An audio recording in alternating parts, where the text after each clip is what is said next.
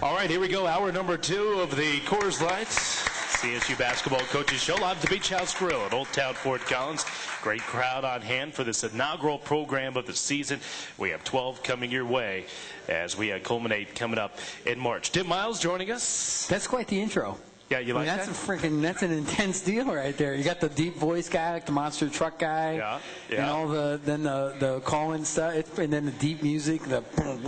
We decided to change it up a little bit this year. That's good. I like trying to get people pumped up. I'm pumped up. You should hear our intro right before tip-off, Tim. I'll tell you what, coming up on how about if I skip that and do my job? Coming up on Wednesday night, you come put the headset on. All right. Tim Miles joining us, and Tim, last year we did this split coaches show, and you went first, correct? And then we had Kristen second. So. But I'll tell you what, that's a She's tough good. lady to She's follow. Smooth. I know. Yeah. I know. You're I'm gonna have her trouble. take all my Sam Houston State questions.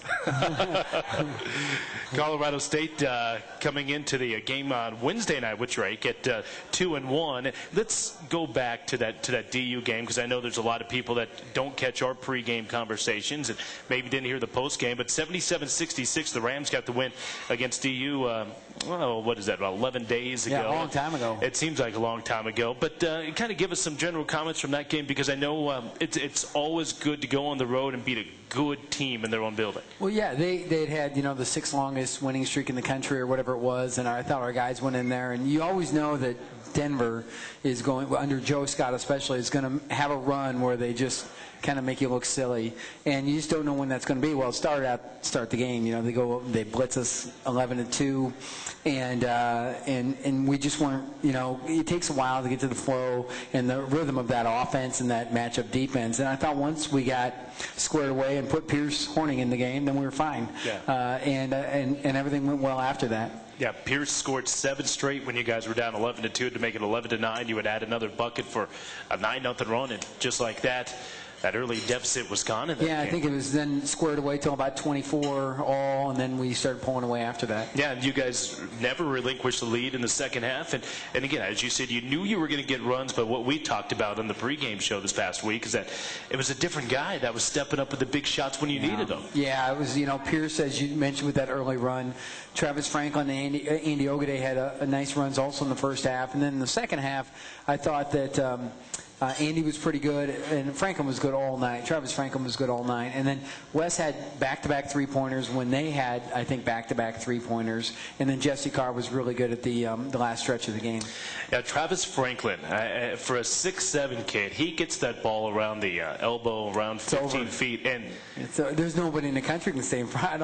He gets to the rim every single time. He does. He's got quite a knack for that. And Travis is one of those kids that he could drive it through a keyhole. He can do that. So it's nice to have. We just kind of say, throw it to Travis. Everybody move, get out of the way. It's great offense. Just go and stand there. Let him do his deal. Well, we were talking last year, I remember, about his struggles from the free throw line. He went there something like 244 times last year, which was by far the most on your team.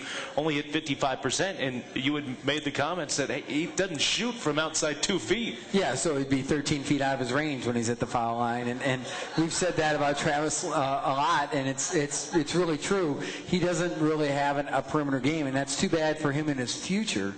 And we've tried to work on some things, but at the end of the day, when you're so adept at being able to drive it like he is, you just kind of keep going to it. And Kareem Abdul-Jabbar kept going to his skyhook, and that seemed like a good idea. So Travis is going to do that, and we're going to let him. Yep. If they can't stop it, don't stop doing it, I think is the adage there. All right. Well, the men had 9 days off. Then they had a very good Sam Houston State team in town this past Saturday. We'll talk about that and much more with the head coach, Tim Miles. That's next. From Nelligan Sports, it's the Coors Lights CSU Coaches Show from the Beach House Grill and the Colorado State Sports Network. Welcome back to the Beach House Grill. We're in Old Town Fort Collins for the Coors Lights CSU Basketball Coaches Show. Brian Roth with you. We're talking men's hoops. We got our cheerleaders here. Aren't they doing a great job tonight? They do a great job at all our games. Our band is awesome. Our dance line. We got a lot of spirit, a lot of cool stuff. You have Gary Ozello in the house. Here's Danny. Maddie's back there. Mateo is back there. I think it's Matee, but I don't know what. I just call him about anything. I see the Nelligan Sports Marketing people are here. Do they have anything to do with this show? No, they have nothing to do with this show. Of course, they have everything to do with this show. You be nice to the Nelligan Okay, people. I will. You're all right.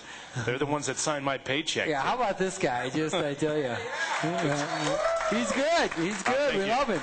Well, I appreciate that, Tim. I'm going to sign you up to be my agent. Well, we fired the last guy, Schemmel. I know. We had to get rid of him. I mean, especially there's only so much you could take. You hear him broadcast a basketball game, and it's like fingernails on a chalkboard, for crying out loud. A newbie, right? Yeah.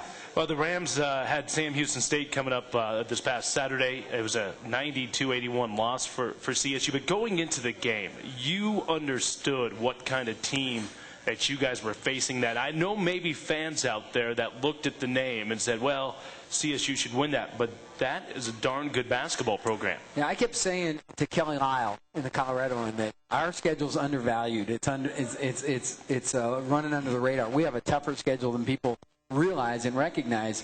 A team like Sam Houston State was 77 in the RPI last year. They played Baylor right down to the wire in the NCAA tournament. They won 25 or 6 games. They were good. And they returned some very good players. I think 5 of their top 8 or 9 guys from that team. So, I think as coaches we knew, and I'm not so sure I did a very good job of getting my guys to understand how good they were. I told Nico after the game we should have showed them the Baylor clips from last year instead of any of the stuff they'd done this year. And that was probably a mistake, but at the same time, we all learn. And I'm not going to let one disappointing night ruin our year. I mean, we have to learn from it and move on. And hopefully we've done that. To go along those lines, when you talk about maybe your ball club didn't know exactly how good they were, all of a sudden you guys go up 14 points late in the first half, and maybe another set. And you guys have blown some teams out this year where maybe the guys relaxed a little bit. Yeah, you kind of feel like you're 10 foot tall and bulletproof. The male ego is an interesting thing, and I don't know. The women understand it completely. The guys, they're still not sure what I'm talking about. But when you're dealing with a collection of male egos, then sometimes they get to a certain point where they just kind of feel like, yeah, I'm fine. I mean, I don't need directions. I know where I'm going. And no, we need the directions. and you could feel at the end of the first half we were blowing some defensive assignments, and we had blown about 4 defensive assignments that Sam Houston State had just botched themselves. They'd thrown the ball out of bounds or just kicked it to us or whatever, and we got a lucky break. And once they quit turning the ball over, which they did in the second half, now they started clicking. And we kept making mistakes. And so I think that I don't know what happened. I'm not going to pretend to be able to, understand exactly what happened. But here's what I was discussed with is we didn't fight back. We got down 10 early in the second half. They blitzed us from the end of the last 2.5 minutes of the first half. Just think of this. They scored 92 points, and with 4:17, they had 17 points. 4:17 left in the first half, they had 17 points. They scored 77 points after that. I've never been around anything like that in my life. I mean, and I've coached some really crappy teams, and so I mean, it was unbelievable to me. And I think our guys were a little bit taken aback, and they didn't. What I was disappointed with is they didn't fight back. They just didn't fight back, and I don't know why. I don't know what to this minute. I don't know why. I don't know if I'll ever know why. And part of it is our personality, is that we got a lot of laid-back, kind of cool, nice guys, which is good to have when you're under pressure and under duress. But there are certain times, 2 of our scrappiest guys were out, Dwight and Greg Smith. Dwight was ill. Greg is still serving his suspension. Now they'll both be back by Wednesday. And so, we didn't have some fighters in there, of course, and that hurt us basketball-wise. But, I thought we had a good practice on Sunday for what we needed to achieve, and I thought we had one of our best practices today. So if that's any indication, maybe we'll be okay on Wednesday. To give people out there that maybe didn't listen to the game or go to the game kind of an idea how it turned, you guys were up 31-17 with 4:43 to go. They went on a 15-7 run to end the half, and then I believe, and I might have read it in Kelly's article in the Colorado one, or maybe Danny told me, but they came out and scored on their first 8 possessions in the second half. They start off 9 of 10. They hit 4 of their first 5 threes, and you mentioned it was a and they shot blitz. 21% or 22% in the year on threes. Yeah. Clavell was a 37% foul shooter, and he went 10 for 14. No, he went 9 for 11. Yeah. But that's a team that's locked in. To me, so our errors were we weren't ready, so we blew defensive assignments. We fouled a lot, right? I thought we took crappy shots at times in our motion stuff, and we missed free throws. And I lump all that into the same thing. It's like have you ever had a conversation, and you probably have this with me all the time, but you ever sitting with somebody and you're talking to them and you're like, is he talking Chinese, or because I'm not here, I don't understand what this guy's talking about. And you're just not quite in the same conversation with a person, but you're in the same room and you're both talking and listening, but you're not quite.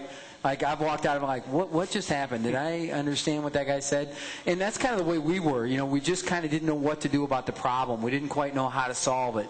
And we tried harder, but then we'd foul. We'd go pressure the ball just erratically and create a dumb foul or something like that. And that's just not being in tune or like that. You also have a conversation with somebody. Sometimes you can finish their sentence for them because you're in tune to each other. And that's the way our team was. We were just kind of erratic, mentally, and we didn't get it done. Yep, out of sync in that second half, no question about it. FrontierAirlines.com is a place to go for the best values in the air. Whether you want to follow the Rams or just get out of town, Frontier has you covered with more than 70 destinations across the U.S., Mexico, and Costa Rica. Plan and book your next trip at FrontierAirlines.com. And you get to watch TV while you're on the flight there. That's good. You do. Regular cable. You watch CNN or SportsCenter, not just what they're putting up there. You get good TV. Yeah, and it's free on trips to Mexico. Nice. And we're going to Cancun in a few weeks here, This is good. Let's go. Free TV. Come with us on Frontier. More with head coach Tim Miles after this, but first a timeout. We're live at the Beach House Grill, Coors Light, Colorado Basketball Coaches Show here from Nelligan Sports and the Colorado State Sports Network. A couple more segments left here on the program. First basketball coaches show of the year. Beach House Grill. I got to Twitter this. Okay. Yeah, hang on here. Okay, everybody. How many followers? Hang on, let's get the cheerleaders in there. Come on, let's go. All right. I think we're about 1,800, 1,700. 1,800. Okay, wait, I got to get my options. We got to get this. I got to change this to a normal, white balance to an automatic. Tim has his phone out looking to take a picture here of the crowd. Okay, we're on radio, don't we? Okay, 1, 2, 3, go Rams! Yeah! Oh, I like it a lot. Okay, I'll Twitter this. A twit pic? Yeah, yep. Here it goes. Now, hang on. Send to Twitter. Resizing. And what are we calling this? The Coors Light Coaches Show? Coors Light Basketball Coaches Show. All right. Do I have to say, with Chris and Holden and Tim Miles? Because I'm going to run out of characters. No, just... What do you reserve to what, like 120 characters? 140. 140 characters. I need the extra 20. All right, so I'm going to get this done here. It's resizing my image. Well, which happened on Saturday, too. Well, Tim does that. A chance to remind you that you can stay where the CSU Rams stay and score big on exceptional accommodations at the Fort Collins Marriott, Fort Collins Courtyard, and Fort Collins Residence Inns. Be sure to ask for the CSU fan rate. You've done this before, haven't you? Oh, yeah. Yeah. Twit pics and... Yeah. I'm not much of a Twitter guy, but I'm going to have to start following I bet you Facebook like crazy. I don't. You don't? No, I don't. I don't have much of a social networking type of life. I like to deal in reality. But look at this. I'm hitting all the sponsors here. We're loving the Beach House Grill. I like it. Is that 2 H's? Beach House, right? I think it's two separate words. All right. Oh, 2 separate words. This is big time. So talk to me, Brian. I can do both. Okay. Don't worry about it. He can do both. Well, before we get into Drake, which comes up on Wednesday night, by the way, it's an early start time at Moby Arena, 6 p.m. tip-off for the Bulldogs of Drake, and then the Bulldogs of Fresno State coming in on Saturday. Before we get to that, you in that early signing period signed one player, and Javon Dawson out of Gulf Coast Community College. Tell us about Javon. Well, he's a mountain of a man. He's unbelievable. I finished that, by the way. All right. He's 6'6", 6'7", 265 pounds. And Javon was probably going to be I didn't know if we could get him. And it was a weird stage of events, which is fortunate and unfortunate. And Javon blew his ACL 2 days before his visit to us. He visited Charlotte. He scheduled to visit us. He was going to go to Auburn. Clemson was looking at him, and then he blew his ACL. Everybody kind of backed off. We brought him in a month later, and he signed with us even with the bad knee, and now we'll get him with 3 years available like we got Travis Franklin, which I'd prefer to have with a junior college kid anyway. I think that extra year, you think about Travis was just getting at the end of last year but not making free throws. Now hopefully this year, as Travis is pretty good, and he's, knock on wood, shooting 69% at the foul line right now, if he can keep up that kind of pace, we'll be okay. So Javon Dawson, health-wise, will he be able to compete with you guys next October? Year? Yep, he should be fine. Okay. And we're ready to go by October. And, Travis Bush came back within about 4 months of a knee injury and played pretty well. And so Javon's going to have about 13, 14 months to recover, so I think he should be all right. Yeah, exciting stuff there. And then before we get to the Drake game, you guys have your Rams Buddies Youth Program, and the clinic is coming up on Saturday. Boys and girls, grades K through 6, and we come in, and there's usually anywhere from about 80 to 100 kids we've had. It's our third year or fourth year. I don't even know that. I think it's our third. And they come in, we do a clinic with them during the day, and then they come out at halftime of the game. They'll do against Fresno at halftime. They'll perform a little Sweet Georgia Brown and do the whole thing that way, and it should be a lot of fun. And I've never seen more grandparents at a game as we get with our Rams buddies, so it's always a lot of fun. Again, that's coming up on Saturday. All right, we'll step aside. When we come back, we'll talk about... So that was just a wasted segment right there. That was just we did the Twitter thing. We talked about, come on, I mean, so we got left. We got Drake to talk about. We got good stuff. Yeah, we have Drake and Fresno State coming up to talk about. All right. That is called wasting a segment. It's called radio, Tim. All right, we'll take a time out back at the Beach House Grill after this on the Colorado State Sports Network. Back here at the Beach House Grill in Old Town, Fort Collins, Coors Light CSU Basketball Coaches Show. All right, we'll take a look ahead at what the Rams have coming up. Not sure about the bumper music. That's right. That's Charlie Grimes back at Master Control. He's always does a nice job for us back there. By the way, Warren Tracy engineering the program Warren. tonight. Good to see you. Good to get Warren out here, filling in for Bob Greenfield. Did you know Bob Greenfield's brother was my high school basketball coach my senior year in high school at Dolan, South Dakota? Bob Greenfield, our engineer here? Yep. Yeah, his brother Don. Yep, was my high school basketball coach my senior year. Wow. Yeah. Interesting. Well, maybe we'll get Bob on the program coming up next week, and you guys can kind of Bob knows the kind of player I was in Dolan. So Drake comes in. What do you know about the Bulldogs? It's year number 2 of that Mountain West Missouri Valley Classic. Yeah. Well, this is the revenge game. You know, they beat us in the regional final in 1969. Oh, I know. That was a big so this is our crack to get back at them. Everybody remembers that Everybody I was 2.5. I remember it. My God. Yeah, we're going to get them. You're going to show your Lloyd Kerr, right? Lloyd Kerr. We're the best players for CSU. And we're going to get them back. This is payback, I tell you. We're mad as hell. We're not going to take it anymore. But actually, that was a great CSU team. Had a chance to make it to the Final Four. Drake beat them. It was in Manhattan, Kansas, and so I told Tiny Grant, I said, "This is payback for you guys. All right, we're gonna get them." So we're looking forward to the game. Drake's been a team. I'm embarrassed to say I don't know what their record is. I think they're 2-2, maybe something like that. They've been blitzed twice, Iowa State and St. John's, and then they also lost to Weaver, so they're 2-3. And so they're a team that. Unfortunately, our style, we're not a press, high-volume team like a UNLV, and that's how Iowa State and St. John's both beat them. We're more moderate, So I expect a really good game. I expect they've got Seth Van Dies is 6'11", very good inside player. Ryan Waddell's an excellent three-point shooter. Ravonte Rice is the newcomer of the year into the Missouri Valley Conference. He's a freshman out of Champaign, Illinois, who's really a good-looking player. He looks like he'd be a really good Mountain West player. So I think it'll be a really good game. And then we've got Fresno on Saturday, and that's a revenge game too, because last year, if you remember, they were ahead 28-13 at halftime. That's the one thing I know. The other thing I know is they went on a 13-0 run to start the second half. So that was kind of a crappy day. That didn't work out so well. They've got a center, Greg Smith is his name, 6'11", 260-pound kid. He's named every NBA guy I've talked to this year says, well, we'll be at the Fresno game, and so we're going to have an extra 10 or 15 fans that are NBA scouts watching that game, I think. I asked Kristen this in the previous segment. I was going to say, are you going to talk, or am I going to have to carry the whole segment? Hey, listen, if you want to just go, I'm fine with that. It'll be I easy can do money. it, I promise. It's not pretty, but... I asked Kristen about their game with UNC. They got beat in Greeley, and you come back, you get a chance to She's not the last person to get beaten in Greeley, Brian. What's that? She's not the last person to get beaten in Greeley. No, she's not. We'll talk about that when you guys take on UNC later in the month. But do you talk about last year's game with Fresno with your ball club If at I all? can use it to my advantage, yeah. I mean, if I think it'll get our guys going, so we'll probably watch a lot of that tape and stuff like that. There's no question. If we don't think it's going to serve any purpose, then we don't really talk about it. Yep.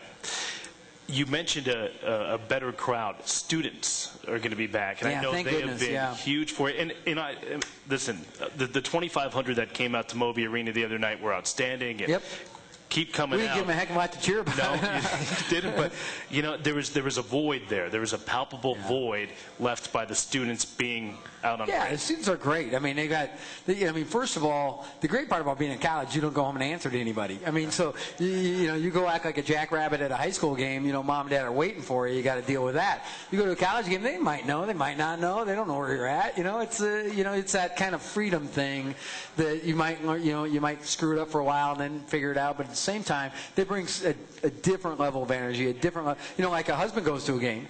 Who's he going to, his wife is going to be standing there posted up. Like, you ever act like that at a game again, I tell you, blah, blah, blah, blah, blah, right? And so, right, and we have this, exactly. So the college kids are the only kids really who have the free reign, right? Yep, They're the only guys with the free reign. So, got to embrace them, and I love them for it. Yep, and hopefully they show up in full force coming up on Wednesday night. We're going to lie to them. We're going to tell them we won Saturday. That's right. Off to a 3-0 start. They don't care. Right? No, yeah. It'll be fun. It'll be fun. I'm looking forward to a good crowd and two very good home games. These are important home games for us. Yep. Get back on track. Again, the game on Wednesday, 6 p.m. start time. So it's come to the beach house until about we got a Laker crowd, so about 5:45. Hustle in, get parked. Come on in about 6:03, 6:04. We'll just be jumping it up. It'll be perfect timing. Listen to the radio and the Tim Miles pregame interview on your way over that'll be to awesome. the game. That'll be good. That's a can't miss. That'll be the best. Can't miss. We'll have more with Tim. One final segment. We'll wrap it up here from the Beach House Grill here in Old Town Fort Collins. From Elegant Sports, the Colorado State Sports Network. All right, it's our final segment here tonight from the Beach House Grill at Old Town Fort Collins. Coors Light CSU Basketball Coaches Show. I guess you and I are having too much fun here. They told me we had to be in and out within a minute here. Yeah, that's about right. I can handle that. Eric from Fort Collins writes in, talk a little bit about Drake game on Wednesday night. I know we covered it, but give us a key or two as we leave the program tonight for the game on Wednesday. Well, for us, it's handling their inside guys, Seth Van Diest, and controlling their three-point shooters. They've got excellent three-point shooters, too. And then how about playing some semblance of fight for it basketball, too? Yep, and I know that'll be a big key after what you went over with the ball club on Sunday. All right, Tim, great job as always. Thanks, Brian. We'll talk to you Wednesday. Again, coming up 6 p.m. on Wednesday night, the Rams and the Bulldogs of Drake will be on the air at 5:30. For Charlie Grimes and Warren Tracy, I'm Brian Ross saying thanks for listening to the Coors Light CSU Basketball Coaches Show from the Beach House Grill.